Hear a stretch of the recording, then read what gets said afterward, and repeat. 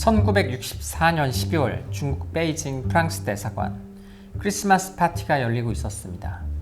모두들 흥에 취해 있는데 20살의 한 젊은 남자만이 긴장하고 있어 보입니다.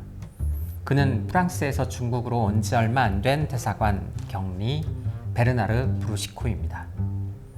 그의 눈에는 중국이라는 세계가 매우 이국적이고 낯설게 느껴졌죠. 그런 그에게 한 중국 남성이 다가와서 말을 겁니다. 26살에 세련된 이 남성은 유창한 프랑스어로 자신을 경극 배우라고 소개합니다. 이 남성은 아담한 체격에 얼굴에 수염 하나 없는 중성적 이미지를 가지고 있었습니다. 스테이프는 대사관 부인들에게 중국어를 가르치고 있다면서 그 인연으로 파티에 참석하게 되었다고 말을 하면서 둘 간의 대화는 시작이 되었습니다. 어느새 브루시코의 눈빛은 스테이프를 마치 이성 대하듯 촉촉해집니다. 서로 말이 잘 통해서 급격하게 친해진 두 사람. 스테이프는 브루시코에게 자신의 비밀 이야기를 털어놓습니다. 자신은 아들을 원하는 아버지의 바람 때문에 어려서부터 남자로 길러져 왔지만 사실은 여자라고 은밀하게 이야기를 합니다. 스테이프는 남성일까요? 아니면 그의 이야기대로 여성일까요? 요즘 많이 회자되고 있는 한 사람이 떠오르시죠? 전청조. 성 정체성을 바꿔가면서 수십억 대의 사극을 벌인 전과 24범의 범죄자. 오늘은 중국의 전청조 스테이프를 다뤄보겠습니다. 당시 중국은 남아선호 사상이 매우 강했습니다. 그래서 자신은 남성으로 길러질 수밖에 없었다고 설명하는 스테이프. 이렇게 비밀을 공유하게 된 두 사람은 급속도로 가까워지기 시작합니다. 스테이프는 자신은 때로는 남성이 되어 여성과 사랑을 나누기도 했고 또 여성으로서 남성과 사랑을 나누기도 했다면서 자신의 바이섹슈얼 매력을 어필합니다.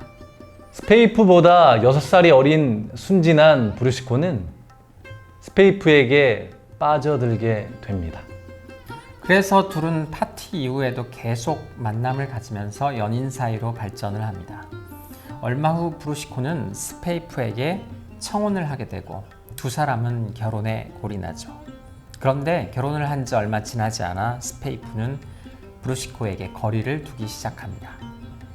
처음 만났을 때의 화려한 모습이나 노출을 꺼려하고 부부관계마저 회피합니다. 브루시코는 왜 그런지를 묻자 스테이프는 부끄럽다고 이야기를 하죠.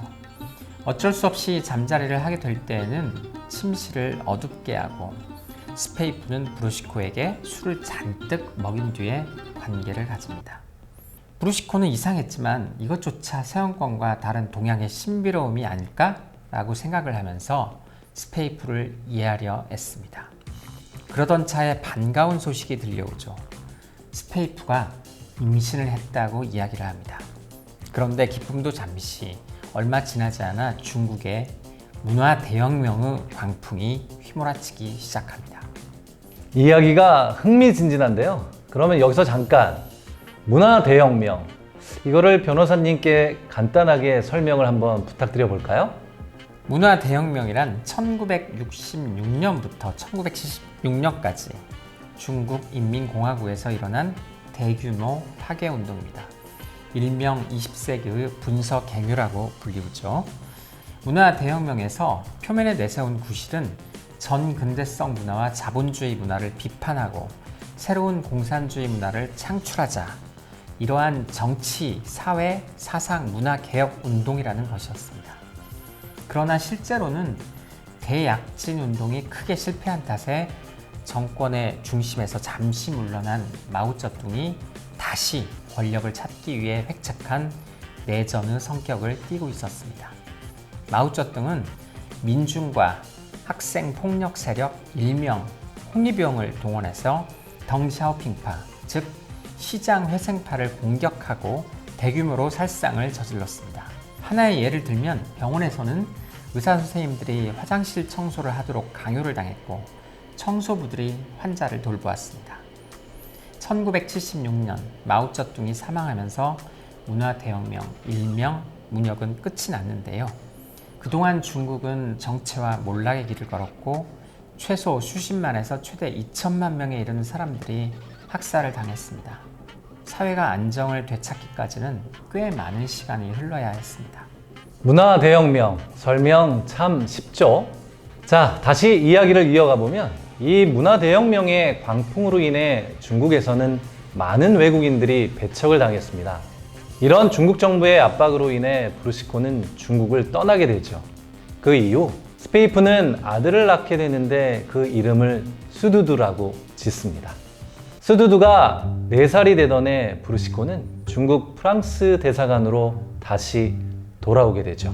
그런데 그 기쁨도 잠시 중국 공안은 아내 스페이프가 외국인과 결혼을 했다는 이유로 스페이프를 반역죄로 몰아 붙잡아 갑니다.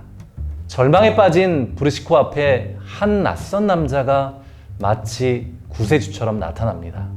이 남자는 자신이 스페이프를 빼내주겠다고 이야기를 하죠. 대신 조건으로 브루시코가 근무하는 프랑스 대사관의 기밀 문서를 요구하게 됩니다. 아내를 사랑한 브루시코는 1969년부터 1979년까지 기밀 문서를 500건 이상 빼돌렸습니다. 대신 스페이프는 풀려나게 된 거죠. 브루시코는 자신과 가족들의 안전을 위해서 1979년 대사관을 관두게 되었고 3년이 지난 1982년 아내 스페이프와 아들 스두두, 가족 모두를 프랑스로 데려옵니다. 마침내 가족 모두가 한 군데에 모여 평안한 삶을 살게 된 것입니다. 프랑스에 온 스페이프는 자신의 경력을 살려 경극 무대에 서기도 합니다. 그런데 이런 행복도 오래 가지는 못합니다. 1년 뒤인 1983년 6월 프랑스 경찰이 이들 부부를 체포합니다. 이들 부부의 혐의는 다름 아닌 스파이 범죄. 브루시코가 중국 프랑스 대사관 재직 시 기밀 문서를 빼돌린 것이 덜미를 잡힌 것입니다. 브루시코는 기밀 문서를 빼돌린 건 자신이니 아내 스페이프를 풀어달라고 경찰에게 애원합니다. 그러나 프랑스 경찰은 브루시코에게 엄청난 핵폭탄급 사실을 알려주죠. 과연 무엇일까요? 스페이프는 처음부터 프랑스 기밀 정보를 캐내려고 접근한 중국의 스파이라는 것입니다.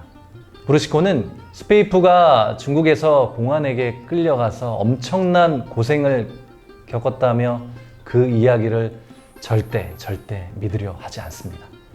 그러자 프랑스 경찰은 브루시코에게 더 놀라운 사실을 알려주게 됩니다. 스페이프가 바로 남자라는 것. 이에 브루시코는 너무 황당해합니다. 18년 동안 결혼을 했고 자신의 아들까지 낳은 아내가 남자라니요. 브루시코는 절대 믿을 수가 없었습니다.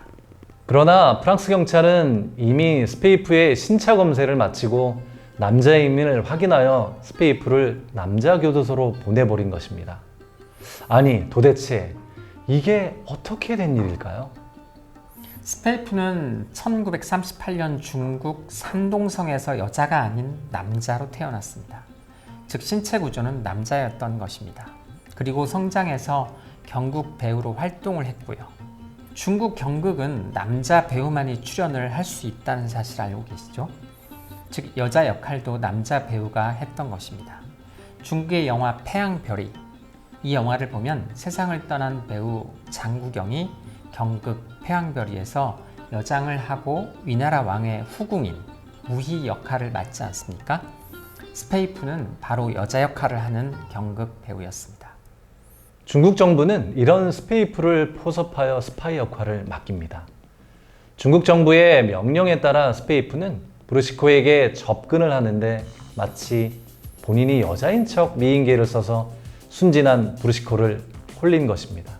스페이프는 본인이 남자임을 들키지 않기 위해 브루시코 앞에서는 예쁘게 치장하고 여성스럽게 행동을 하죠.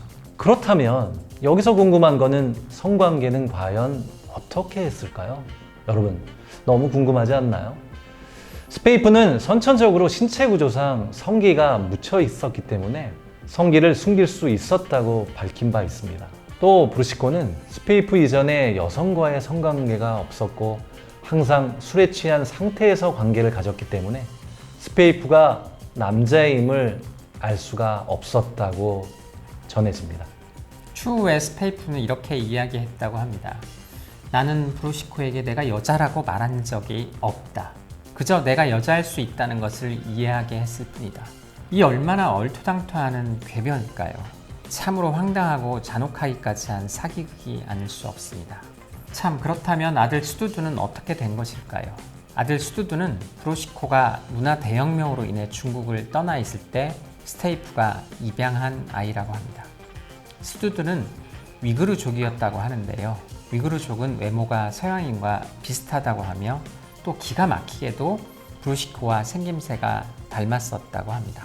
브루시코에게는 너무 가혹한 운명이 아닐 수 없습니다. 18년을 사랑한 한 여자, 그리고 그녀의 안위를 위해 어떤 위험한 일들도 마다하지 않았던 시간들. 자신의 아내와 아들을 위해 헌신했던 브루시코의 배신감은 이루 말할 수 없었습니다. 두 사람은 1986년 스파이 혐의로 6년형을 받고 교도소에 수감이 되었습니다. 그리고 브루시코는 그 배신감과 자괴감에 자살을 시도했으며 다행히도 미수에 그쳤습니다. 그리고 1년 후 프랑스 정부는 중국과의 관계 개선을 시도하면서 두 사람을 석방시켜 주었습니다. 브루시코는 사회에 나와서도 사람들의 조롱거리가 되었습니다. 스페이프는 중국으로 돌아가서 다시 경극배우로 활동을 하다가 또 프랑스 파리로 돌아와서 70세의 생을 마감했다고 합니다. 스페이프는 자신을 여자라고 생각하고 브로시코를 진정으로 사랑한다고 이야기하며 지속적으로 브로시코에게 연락을 취했지만 브로시코는 스페이프와 스두두를 그 이후로 한 번도 만나지 않았다고 합니다. 나는 그 어떤 동정도 슬픔도 없고 다만 해방된 기분이다. 이렇게 브로시코는 말했다고 합니다. 이 두 사람 이야기는 영국뿐만이 아니라 영화로도 만들어졌습니다. M 버터플라이라는 영화인데요. 배우 제레미 아이언스와 존 론이 열연한 영화 M 버터플라이를 한번 감상하시는 것도 좋을 것 같습니다. 여자로 분한 중국 스파이, 스페이프의 사기극은 이렇게 결말이 났는데요. 남자로 분한 한국 사기범 전청조의 사기극은 어떤 결말이 기다리고 있을까요? 오늘 정말 흥미진진하고 내용이 너무 재밌었는데요. 여러분은 어떠셨나요? 다음에도 재밌고 알찬 영상으로 찾아뵙겠습니다. 여러분, 감사합니다. 안녕.